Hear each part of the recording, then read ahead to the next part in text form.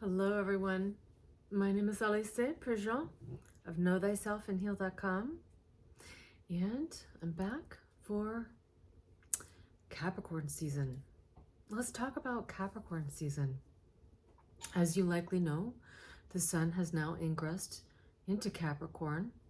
The day that I'm making this video for you, Mercury has just stationed retrograde at 24 degrees of Capricorn. And interestingly, Mercury is conjunct Venus in Capricorn at 24 degrees as well.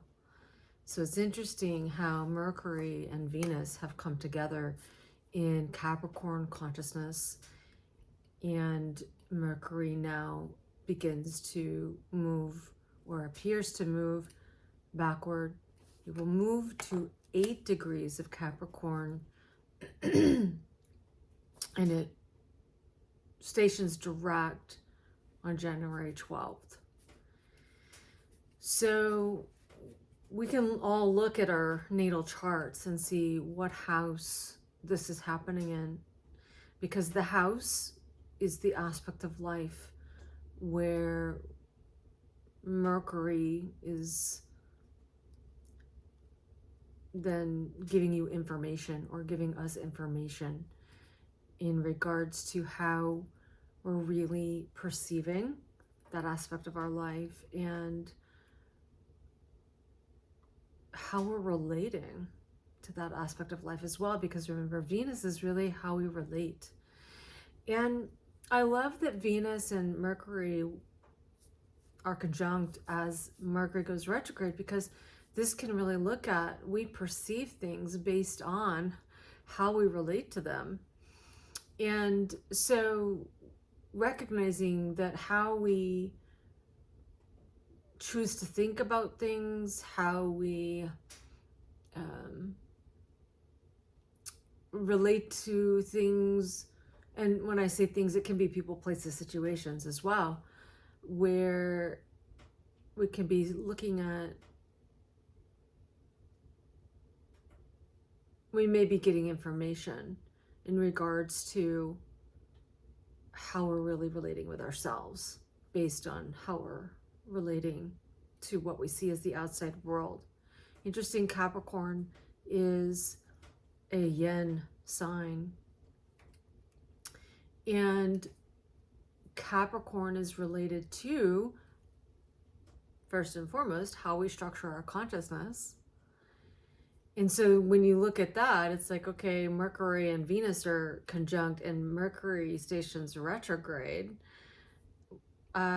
This can really look at, well, how are we structuring our consciousness in regards to how we relate with others, and how that informs us of how we're really relating with ourselves, how we perceive information. Can we look at things in a new way, or a different way, or maybe a broader perspective that's going to actually help us to construct a quality of consciousness that we desire to experience internally, because Capricorn is a yin sign. So this is a really interesting Capricorn season in regards to that. What's also interesting is that on January 1st, Mercury will be retrograde still, right? And it's going to be sextile Uranus and Taurus. So that can be and it can be an insightful time around January 1st, where we get some aha moments or sudden insights that assist us in updating, valuing ourselves first, so that when we relate with others out in the world, what we see is out there, we're relating with others in a way that is actually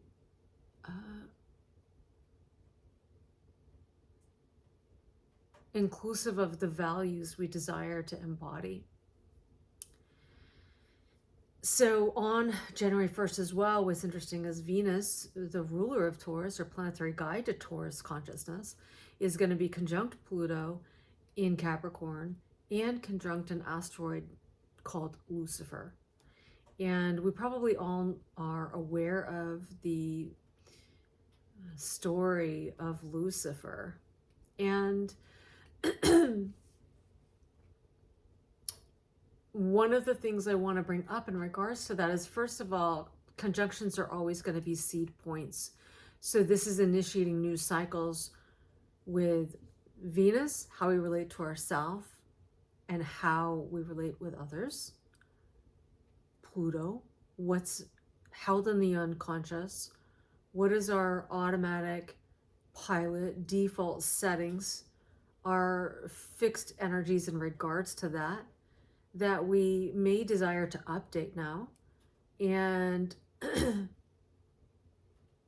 Lucifer being the bearer of light. So interestingly, the name Lucifer means the bearer of light. And interestingly, Venus, there are two forms of Venus, and one is the Luciferus and one is the Hephaestus. I may not be pronouncing that correctly, and I apologize if I'm not, but you can look them up. You can go on the internet and read about that and do your own research. But there are two different forms, and the reason being that, you know, when we are doing our own Venusian work and how we're really valuing ourselves, and then how that translates into how we value others, we will likely really recognize that they're within equal measure. And so what can be interesting about this conjunction is that Lucifer in the sky as it's traveling, or in our natal charts, because we all have it somewhere in our charts by transit and natally, this is where these separating forces of what we would call evil, right, that Lucifer is known for. Also, the angel Lucifer was known for also, is where the part of our consciousness where we can actually distort the light, and we can actually desire to separate ourselves from others. And remember in the story of Lucifer that Lucifer was this really incredible angel of light, and Lucifer desired to be above all angels, right? Lucifer desired to separate oneself as being regarded as unequal to others. And so this is where we can have these separating forces within ourselves that trip us up in being the bearer of light. Because when we are a bearer of light, we are equal with others, and we are honoring of the equal light that we all share with each other and are a part of, right? An expression of with God consciousness, God Goddess consciousness, source. So being that on January 1st, Mercury retrograde is going to be sextiling Uranus, but also Venus is going to be conjunct Pluto and Lucifer. It's a pretty potent day. And I'll tell you, in my own experience, on this day of stationing retrograde for Mercury, I've had my own experiences where I found myself really having an experience. This was a couple days ago, but it really, in processing what happened there for me, where I saw where I got tripped up in a moment, and in that it really lowered my own vibration. Remember, Venus is our vibration first and foremost. It is what we value, and how we value ourselves and how we value others, and how we relate to ourselves, how we relate to others. So I had an experience that was something that built up over time. And in this experience, I said something in passing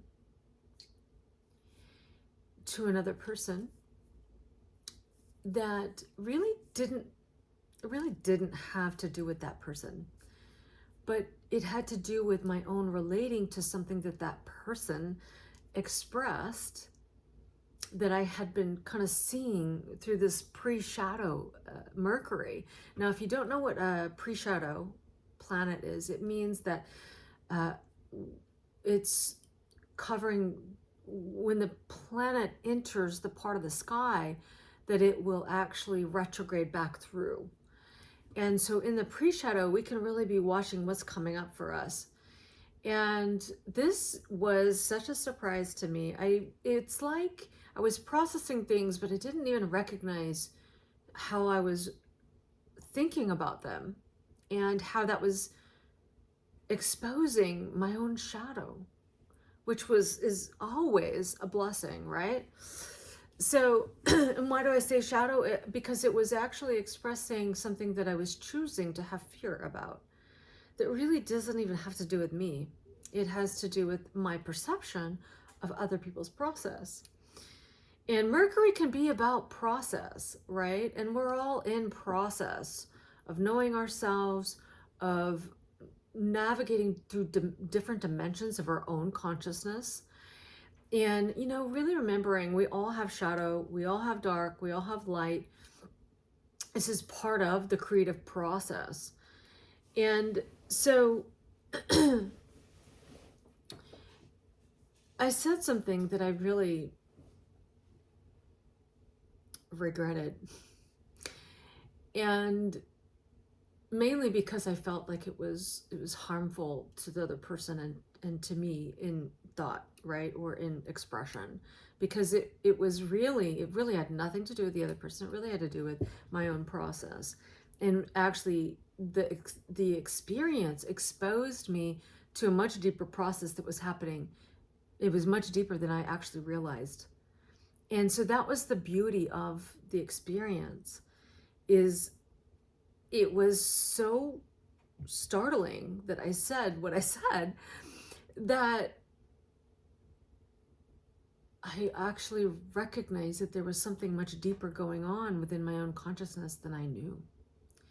And so remembering that Mercury retrograde, and particularly in this Mercury retrograde and this Capricorn season, because so much is going on in Capricorn, with Venus being there, Mercury being there, the Sun being there, Pluto being there, Lucifer, the asteroid being there, we can be really having a very potent experience where we get the opportunity to see what's going on in the unconscious, where it is that we may be buying into fear-based thoughts, fear-based perceptions, and that through this Mercury retrograde, we can be really experiencing in relationship, because Venus is there, this opportunity to see our own shadow, see where it is that we're buying into fear-based thinking or perceiving, or maybe even fear-based valuing, and seeing where we can do some alchemizing within our own experience so that we can truly empower ourselves. Because this is what Pluto really is about, and we know that Pluto is actually culminating now in Capricorn. Pluto has been in Capricorn since 2008, and Pluto will move into Aquarius in March of 2023. It's going to start dipping its toes in Aquarius, which is a yang sign.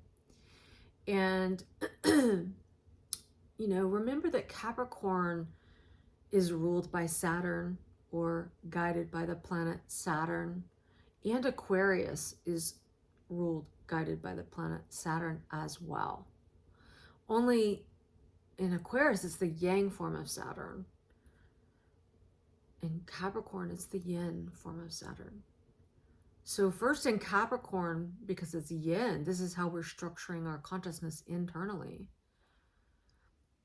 When we're talking about Saturn's rulership of Aquarius, it's how we're structuring our consciousness externally. How we're building consciousness based on the structure of consciousness from the inside. And I've really been recognizing that Capricorn season this year is really about, building from the inside out. I mean, it really always is in any Capricorn season, but it's really, Capricorn it's working from the inside so that we experience and we can build in the outside in alignment with our internal dimension and what it is that feels good to us. So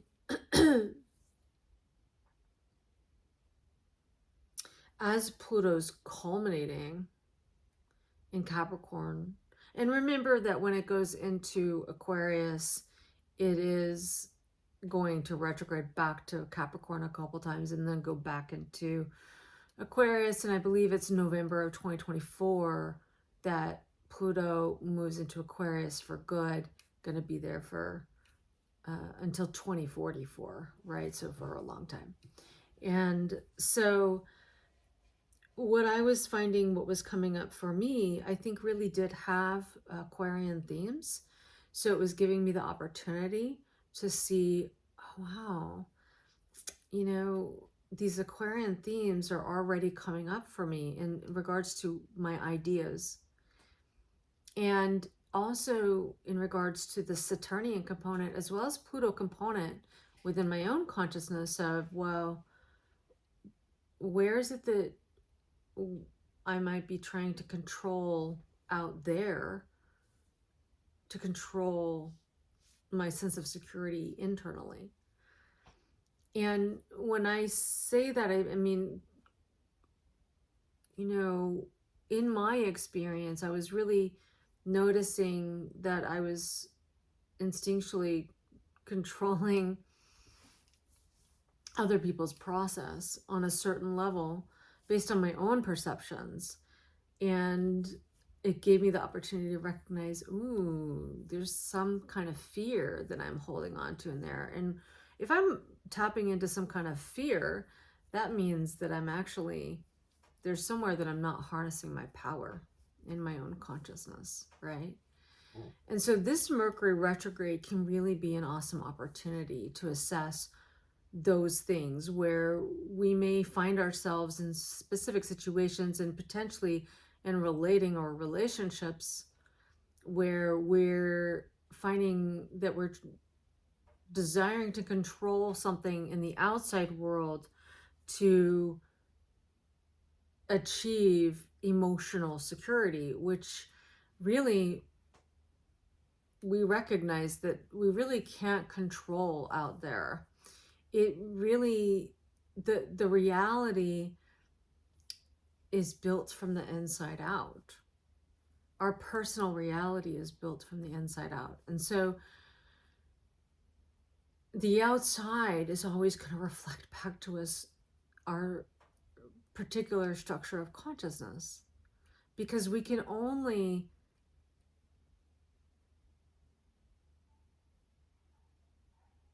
perceive based on our own filters in our own consciousness. And if we have attracted something, any kind of information via other people, situations, people, places, things, that's there to serve us, right? So that we can know ourselves more deeply, so that we have reflections that we can actually relate to, or even not relate to, but recognize where it is we may attempt to control something out there rather than internally, and get the opportunity, really receive the opportunity to recognize that how we're relating is only through the filter of how we relate with ourselves, right? So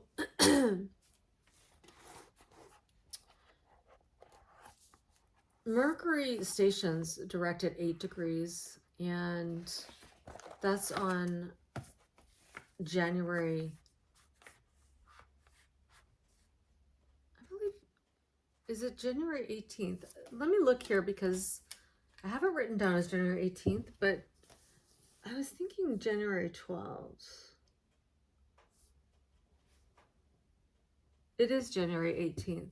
What happens on January 12th? You know what? January 12th, Mars goes direct at 8 degrees of Gemini. So that's pretty potent.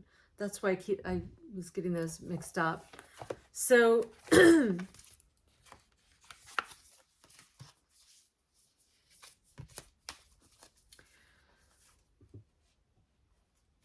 yeah, it's a pretty potent Capricorn season because Mars is going to go direct during Capricorn season. It's been retrograde for a really long time. So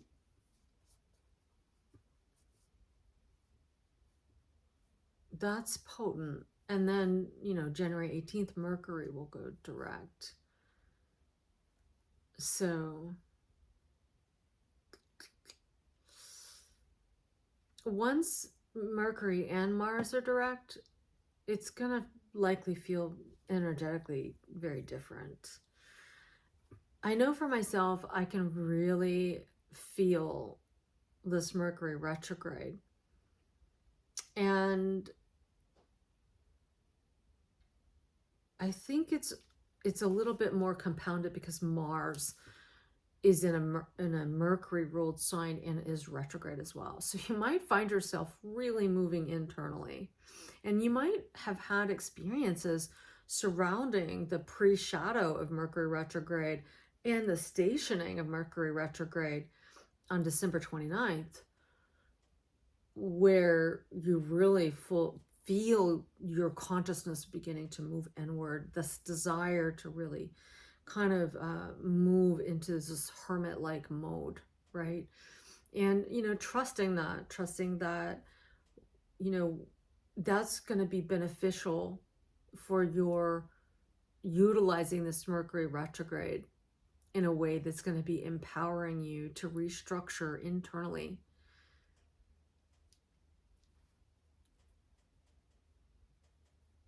So that you can build your reality moving forward in the way that you desire for yourself. So I thought I would bring in the Black Moon Lilith cards, and we'll pick a card for Capricorn season. I normally do this card pull for the collective here on YouTube right in the beginning of Capricorn season, or of the season, when the sun ingresses into a new sign. But you know, it has been Christmas holidays, and I kept finding myself desiring to get to do this video, but it wasn't until today that I actually could find some time to do it. So I thought, well, that's really interesting that I would do it and that it would just unfold and reveal timing on the day that Mercury stations direct. So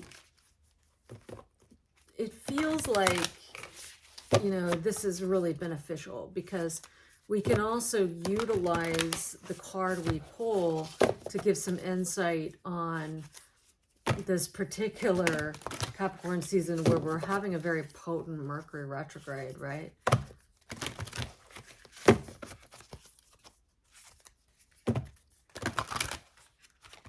And I'll say, you know, one of the reasons my experience that I was describing was so potent for me was getting the opportunity to really recognize how something I said really made a significant change in my own vibration. And what's beautiful is the person that I said it to responded in a very lovely, beautiful way. And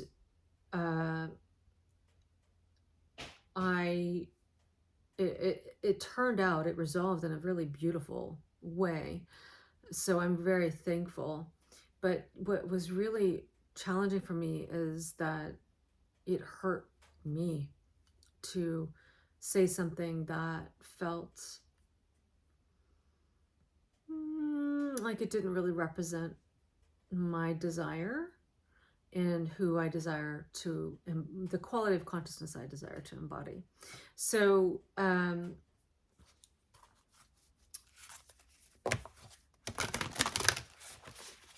just feel like this is really a potent time where we can be seeing that, because at the end of the day, we know that the way in which we relate with others ultimately influences our personal vibration. And also the way that others relate to us, we can choose how we're going to relate to the way in which they're relating to us, right? And so if we are finding ourselves in situations where we're given the opportunity to see other people's shadow or to see our own shadow, it's always a wonderful opportunity to really assess how we utilize that to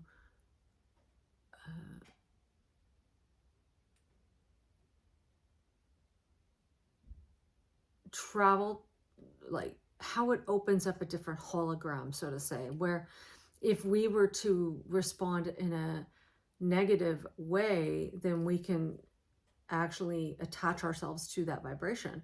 However, if we actually respond in a positive way, it opens up a growing vibration for both parties. So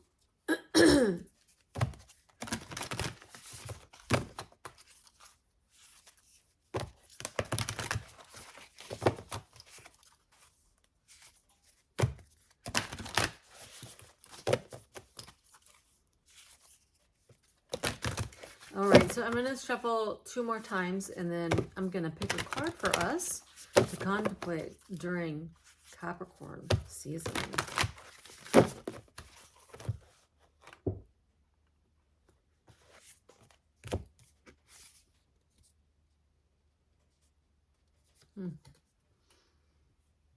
Neptune. Sacrifice.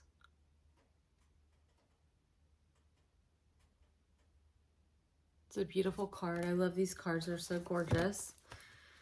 So, Neptune. Well, one of the things that I wrote down is on February 6th, which is in a bit, but on February 6th, Mercury is going to sextile Neptune after the stationing direct. And on February 8th is when Mercury exits its post-shadow. The post-shadow occurs once it finds itself back at 25 degrees of the Capricorn sky, right? And so it sextiles Neptune. And that's on February 26th. It's at like 23 degrees, 24 degrees. So a sextile is always a really easy energy. This is a closing sextile to Neptune. So, you know, this is positive in assessing how we desire to move forward and really expressing our own connection with all that is, really. Neptune can be, because it is in Pisces and it's also the planetary ruler or guide to Pisces consciousness, this can be, you know, the ocean of consciousness and how we relate to everything in the ocean of consciousness. So, and also recognizing that all things are a part of this ocean of consciousness, which we call the divine or God, goddess, or source energy or source. So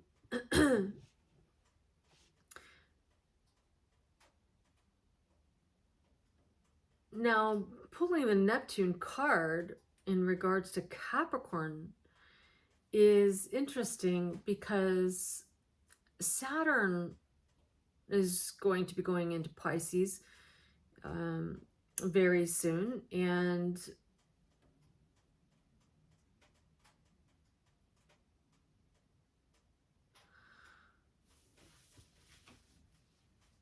Capricorn is a Saturn ruled sign. So,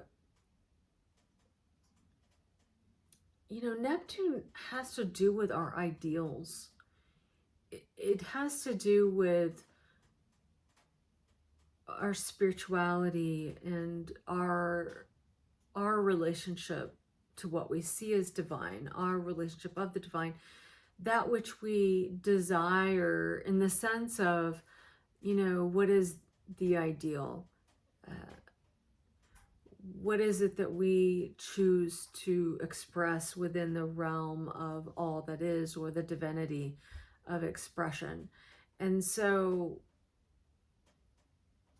with this, I would suggest that we could be looking or contemplating at how we can have this ideal in mind and who we are and our own spiritual essence, and how I do believe that all of us really do have some image of what our potential is in the expression of what is God consciousness, or the ultimate creator, or, you know, not that we have to all believe in that, because I do understand that some people don't believe in God, right? But we are all a creation. And so we all have some ideal in which we see ourselves as an expression of that ideal, right? And so Neptune can very much be that, but it can also be where we get a little bit confused, or we hold ourselves to these ideals that is really not necessarily always possible to be in every given moment, because we all contain the light and the dark, and it's through the mingling of those different qualities that we actually are able to know what is light, right? So through the dark, through the part of us that is dark, we also are able to be aware of the light and experience the light. So we also experience the dark. We all have that within us, and we all have these shadow moments, or these parts of us that is unknown, that is unexperienced as of yet, right? And so this is what, you know, we may be working with here, is that we may be getting the experience of seeing our own shadow, because this is what Pluto exposes, right? But it is through that opportunity of seeing the shadow, meaning what's unknown about ourselves, that we bring that into the light, into our conscious experience, and we can relate to ourselves, relate to our own shadow in a way that actually utilizes it as information in bringing more light into our own lives, into our own consciousness, and as a contribution of light in the world. And so when we find ourselves noticing others' shadows or our own shadows, we can actually notice how it feels, because Cancer and Capricorn is a very sensitive axis of consciousness in regards to our emotional realm and our emotional security. And because they're yin signs, they are really cultivated from within, right? So the emotional security is always going to be cultivated from within. And so we can utilize that as an opportunity to see, well, if I'm trying to derive my emotional security from something, from controlling something out there or manipulating something out there, then I can recognize where is it that I'm actually harboring some kind of fear and I'm disconnecting from my own power. Because the power is really derived from within, particularly when Pluto is in Capricorn. And so with contemplating Neptune during Capricorn season, I think we could really be looking at that piece where, yes, we have this Neptunian, what can be fantasy or this Neptunian ideal, but we can also then really distort our thinking, distort our perceptions, and not really be able to ground that inspiration or that ideal because we have expectation of who we are or should be or who others are or should be in our thinking, right? In any given moment. But just recognizing that even when we see other shadows, we see our shadows, it's an opportunity to actually ground the ideal and be able to utilize those experiences to as inspiration for moving forward and creating ourselves and recognizing the desire to maneuver from any kind of shadow experience into light experience, meaning we become the alchemist where we're transforming the dark into light. And so we're utilizing it as utilizing the dark for contributing light. So if you have any thoughts, questions, comments, experiences you'd like to share, please do in the comments, because it always does make the conversation more rich. And, you know, it really helps everyone expand consciousness, because really that's what it's about, right? We will all help each other expand consciousness through the ways in which we perceive things and sharing those things, having the conversation. So I always love reading your comments, and I always love, you know, responding back to the comments so that we can, you know, learn from each other. So I would love to hear what you have to say about Neptune and how it relates to Capricorn season. Now, remember that I've been talking a lot about this Mercury retrograde, and Mercury has a very special relationship to Neptune because Mercury is the planetary ruler of Virgo, which is across from the sky of Pisces. And so Virgo and Pisces are a yin axis of consciousness, which is mutable. Mutable just means it's adaptable. You know, it moves with whatever's current in the moment, right? And, you know, Neptune being the ruler of Pisces, this really shows that Mercury and Neptune as a planetary pair are pretty special. They really work together. And, you know, also something to remember is that because Neptune is the ruler of Pisces, and because this is a mutable sign, recognizing that it is adaptable. It's something that actually is able to take information and adapt to it. And so when we look at that in regards to what we've been talking about, Capricorn season, which is a cardinal sign, which initiates new. Cardinal signs are Cancer, Capricorn, Aries, and Libra, initiating something new, right? We can utilize the mutable and the cardinal. The mutable is like, oh, then there's this other piece of information. Let's initiate something new based on that, right? And so that's an interesting piece. And remembering Neptune has to do with the healer as well as Virgo and Pisces. That axis of consciousness is the healer. And so this can be, you know, where it is that we renew our consciousness, and our ideals inform us and motivate us to renew, to heal, and, you know, to make adjustments to move forward with. And, you know, with the cardinal being Capricorn, initiating something new. And as we move out of Capricorn into Aquarius, we're going to start getting ready for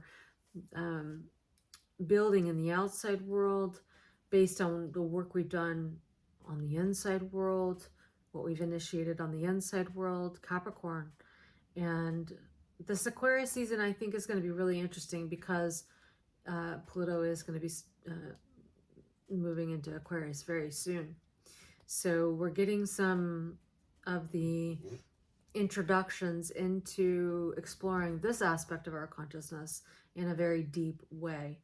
And Aquarius is an air sign, so it's going to be really looking at and exposing our ideas and, you know, our thoughts, perceptions, ideas, and how we relate to those things in regards to power versus disempowerment. So that's pretty exciting.